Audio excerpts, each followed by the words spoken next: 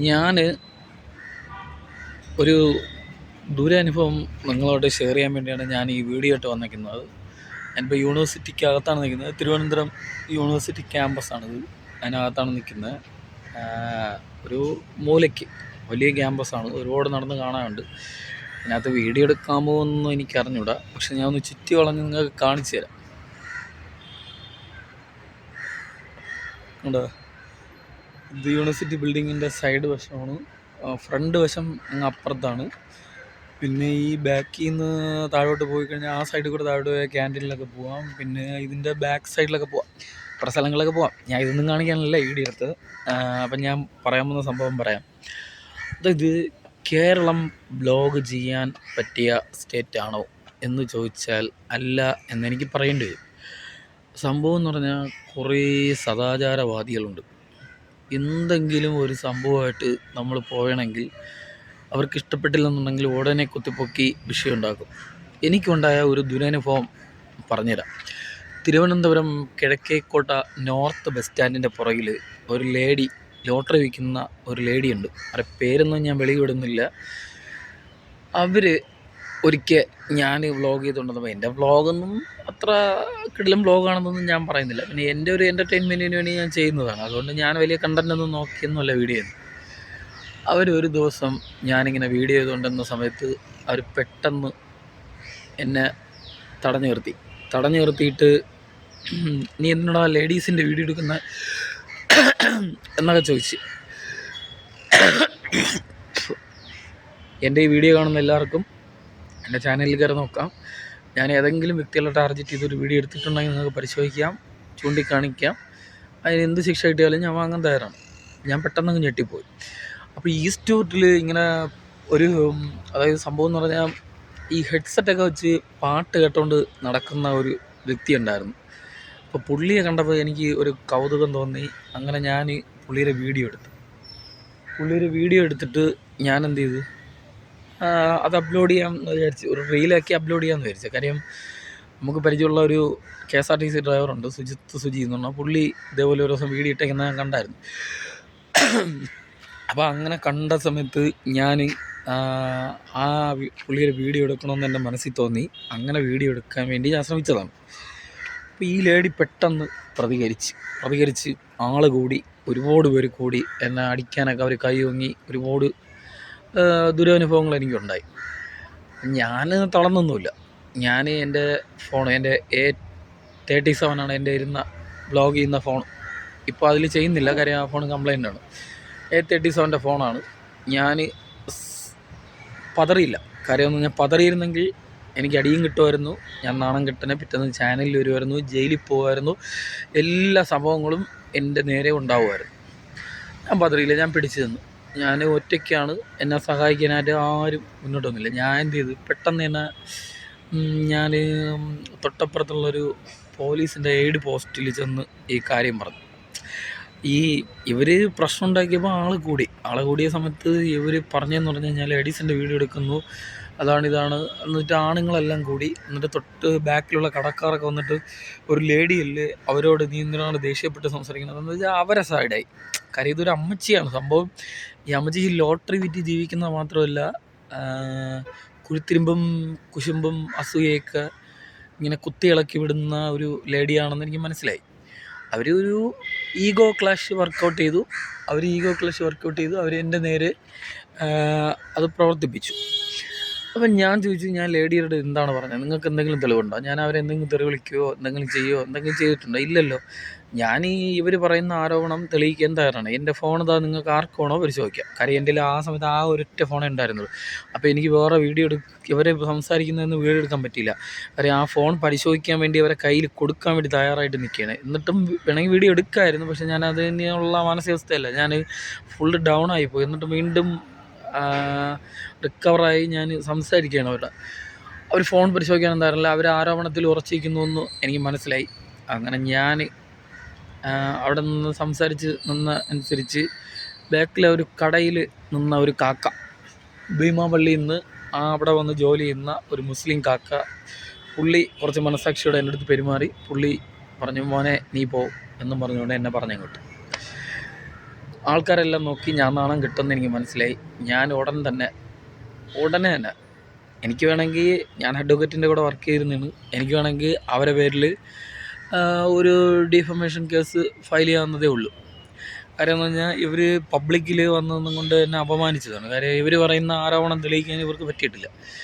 എനിക്ക് വേണമെങ്കിൽ കോടതിയിൽ ഒരു ഡിഫമേഷൻ ഫയൽ ചെയ്യാം. അഡ്വക്കേറ്റിനെ കണ്ടിട്ട് ഇവർ എൻ്റെ കൂടെ ആരെങ്കിലും ഉണ്ടായിരുന്നെങ്കിൽ അവരെ കൊണ്ട് വീഡിയോ എടുപ്പിച്ചിട്ട് ഒരു ഡിഫമേഷൻ ഫയൽ ചെയ്യുന്നതേ ഉള്ളൂ. ഞാനതൊന്നും ചെയ്യാനൊന്നും തയ്യാറായില്ല. കാര്യം ഈ ലോട്ടറി വിറ്റ് ജീവിക്കുന്നവരുടെ അടുത്ത് ഞാൻ എന്ത് പ്രതികാരം ചെയ്യാൻ? അവരെ വിവരക്കേടാണെന്ന് എനിക്ക് മനസ്സിലായി. അങ്ങനെ ഞാൻ നേരെ ഫോർട്ട് പോലീസ് സ്റ്റേഷനിൽ 7 പോസ്റ്റിൽ ചെന്നിട്ട് ഫോർട്ട് പോലീസ് സ്റ്റേഷനിൽ കൊണ്ടുവന്നൊരു പരാതി കൊടുത്തു. നല്ല പോലീസുകാർ ഉണ്ട് എന്നുള്ളതിൻ്റെ തെളിവാണ്. തിരുവനന്തപുരം ഫോർട്ട് പോലീസ് സ്റ്റേഷനിൽ കൊണ്ടുവന്നൊരു കേസ് കൊടുത്തിട്ട് അവിടെ ഇരുന്നു. ഉടനെ പോലീസ് എല്ലാവരും കൂടെ ചേർന്ന് ഈ പരാതി പരിശോധിച്ചിട്ട് ഒരു ജീപ്പിൽ ഒരു 4-5 പോലീസുകാർ പുറത്തോട്ട് പോയിട്ട് ഇവരെന്ത് ചെയ്ത് അവിടെ ചെന്ന് ഇവരെ വിളിച്ച് ലേഡി ആയതുകൊണ്ട് കസ്റ്റഡിയിൽ എടുക്കാതെ സ്റ്റേഷനിൽ വരാൻ പറഞ്ഞു. അപ്പോൾ തന്നെ ആ കടയിൽ നിന്ന് ആൾക്കാരെല്ലാം മനസ്സിലായി. കടയിൽ വരാൻ പറഞ്ഞ ആൾക്കാർക്കെല്ലാം അവിടെ നിന്ന ആൾക്കാർക്കൊക്കെ മനസ്സിലായി ഇവരാരാണെന്നും എന്താണെന്നുള്ളത് അവർക്ക് മനസ്സിലായി. കാര്യം അതായത് ഞാൻ എന്തുകൊണ്ടാണ് പരാതി കൊടുത്തതെന്നും ഇവരാരാണെന്നുള്ളതൊക്കെ അവർക്ക് നല്ല ബോധ്യമായി. ഞാൻ പറഞ്ഞതിൻ്റെ പൊരുൾ നിങ്ങൾക്ക് മനസ്സിലായല്ലോ. അതായത് അവരാരാണെന്നുള്ളത് കൃത്യമായിട്ട് അവർക്ക് തന്നെ കടക്കാർക്ക് നല്ല രീതിയിൽ മനസ്സിലായി. അവരുടെ സ്വഭാവം നല്ല രീതിയിൽ മനസ്സിലായി. അവർ അത്രയും കാലമൊന്നും അവിടെ ആരെടുത്തും അങ്ങനെ പെരുമാറിയില്ല. പെട്ടെന്ന് തന്നെ അവരൊരു ഈഗോ ക്ലാഷ് വർക്കൗട്ട് ചെയ്ത് എൻ്റെ നേരെ പെരുമാറിയപ്പോൾ അവരുടെ ലെവൽ എന്താണെന്ന് കടക്കാർക്ക് മനസ്സിലായി. ഈ പോലീസ് വന്നപ്പോൾ ഞാൻ എന്താണെന്നുള്ളതും അവർക്ക് മനസ്സിലായി. ഞാൻ പരാതി കൊടുത്തിട്ടുണ്ടെന്നും ഞാനങ്ങനെ വിട്ടിട്ട് പോകണവനല്ല എന്നുള്ളതും അവർക്കും മനസ്സിലായി. അങ്ങനെ ആ കാക്കയും ഉൾപ്പെടെ ഇവരെ ലോട്ടറി തട്ട് നടത്തുന്ന ആൾ ഉൾപ്പെടെ പോലീസ് സ്റ്റേഷനിൽ വന്നിട്ട് ഞാൻ പോലീസുകാരുടെ അടുത്ത് കറക്റ്റ് കാര്യം പറഞ്ഞു. ഞാൻ പറഞ്ഞു, സാറേ എൻ്റെ ഫോൺ ഉണങ്ങി പരിശോധിക്കാം. ഞാനൊരു അഡ്വക്കേറ്റിൻ്റെ കൂടെ ജോലി ചെയ്യുന്നതാണ്. കുറേ കേസ് ഫയലൊക്കെ എൻ്റെ ബാഗിനകത്തുണ്ടായിരുന്നു. ആ കേസ് ഫയലൊക്കെ എടുത്ത് കാണിച്ചു കൊടുത്ത് ഞാൻ പറഞ്ഞു, സാറേ എൻ്റെ ഫോൺ ഉണങ്ങി പരിശോധിക്കാം. ഈ ലേഡി ചുമ്മാ എന്നെ അപമാനിച്ച് ഇതാണെന്നൊക്കെ പറഞ്ഞ് നടന്ന കാര്യങ്ങളെല്ലാം പറഞ്ഞു. അപ്പോൾ പോലീസ് SI ചോദിച്ചതാണ്, തള്ളേ നിങ്ങൾക്ക് അവിടെ ലോട്ടറി വിറ്റ് മര്യാദയ്ക്ക് ജീവിച്ചാൽ പോരെ? അവിടെ ആ നോർത്ത് ബസ് സ്റ്റാൻഡിൽ നടക്കുന്ന എല്ലാ വിഷയങ്ങളും നിങ്ങൾ പരിഹരിക്കാൻ തയ്യാറാണോ? ഒരു കേസെടുക്കട്ടെ നിങ്ങളെ പേരിൽ എന്ന് ചോദിച്ചു. അപ്പോൾ കേസെടുക്കണമെന്ന് ഇപ്പോൾ ഇവർ പേടിച്ച്. ഞാൻ പറഞ്ഞു, സാറേ എൻ്റെ ഫോൺ വേണമെങ്കിൽ ഞാൻ പരിശോധിക്കാൻ തരാം. എൻ്റെ ഫോണിനകത്ത് ഇവർ പറയുന്ന എന്തെങ്കിലും സംഭവങ്ങളുണ്ടെങ്കിൽ ഞാൻ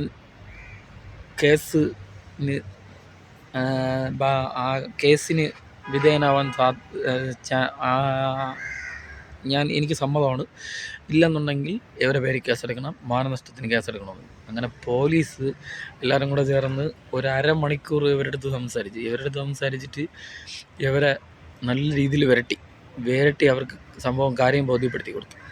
നല്ല വൃത്തിയ പണി കൊടുത്തു പറഞ്ഞാൽ 8ൻ്റെ പണി. പോലീസുകാരന്മാർ അതിൻ്റെ ഭവിഷ്യത്തെല്ലാം പറഞ്ഞു. ആ പയ്യനൊരു ഡിഫമേഷൻ കേസ് ഫയൽ ചെയ്ത് കഴിഞ്ഞാൽ നിങ്ങൾ ഊപ്പാട് വരും. നിങ്ങൾ പറയുന്ന ആരോപണം അവൻ്റെ ഫോണിനകത്തില്ല, അത് തെളിയിക്കാൻ നിങ്ങൾക്ക് പറ്റിയില്ല എന്നുണ്ടെങ്കിൽ, അവിടുത്തെ ലൈവിൽ നടന്ന സംഭവങ്ങളെല്ലാം കൂടെ അവൻ്റെ കയ്യിൽ വീഡിയോ ഉണ്ടെന്നുണ്ടെങ്കിൽ നിങ്ങളുടെ ഊപ്പാട് വരും, നിങ്ങൾ ഓടിപ്പോവും എന്ന് പോലീസുകാരന്മാർ ബോധ്യപ്പെടുത്തി. ഒരു ശല്യവും ഉണ്ടാക്കില്ല എന്ന് ഇവരെ കൊണ്ട് എഴുതി വെപ്പിച്ച് വിട്ട്. അന്നെനിക്ക് മനസ്സിലായി കേരളത്തിൽ സദാചാര ഗുണ്ടായിസം കൂടുതലാണ്. ഇപ്പോൾ ഈ ഇടക്കാലങ്ങളിൽ നടന്ന കുറേ സംഭവങ്ങളൊക്കെ വെച്ച് നോക്കുമ്പം ബസ്സിനകത്ത് ചോദ്യം ചെയ്യൽ, പാർക്കിലിരിക്കുന്നവരെ ചോദ്യം ചെയ്യൽ, അങ്ങനെയൊക്കെ പല സംഭവങ്ങളും ഞാൻ കണ്ടിട്ടുണ്ട്. ഇതുപോലെ പലതും നേരിട്ടിട്ടുണ്ട്. അതുകൊണ്ടാണ് പറയുന്നത്, കേരളം ഒരു വ്ലോഗ് ചെയ്യാൻ പറ്റിയ സ്റ്റേറ്റല്ല. കാര്യം പല സ്റ്റേറ്റുകളിലും പോയി ഞാൻ വീഡിയോ എടുത്തിട്ടുണ്ട്. ഇതൊന്നും തിരക്കാനോ ഇതൊന്നും ശ്രദ്ധിക്കാനൊന്നും ആർക്കും സമയമില്ല. ഇവിടെയെന്ന് പറഞ്ഞാൽ എന്തെങ്കിലും ഒരു വീഡിയോ വാർത്തയോ എന്തെങ്കിലുമൊക്കെ ചെയ്യണമെന്നുണ്ടെങ്കിൽ ഉടനെ അതിനെ ചോദ്യം ചെയ്യാൻ പലരും വരും. ഈ പെണ്ണുങ്ങളെ വീഡിയോ എടുത്തില്ലടാ എന്നൊരു ഡയലോഗ് അടിച്ച് കഴിഞ്ഞാൽ പിന്നെ തീർന്ന്. പബ്ലിക് സപ്പോർട്ട് ഇവിടെ ഉണ്ടെന്നുണ്ടെങ്കിൽ പിന്നെ നമ്മളെ കാര്യം പോക്കാണ്. അതുകൊണ്ട് വ്ലോഗ് ചെയ്യുന്ന ആൾക്കാരെല്ലാം സൂക്ഷിച്ച് വ്ലോഗ് ചെയ്തില്ലെന്നുണ്ടെങ്കിൽ നമ്മളെ കാര്യം പോക്കാണ്.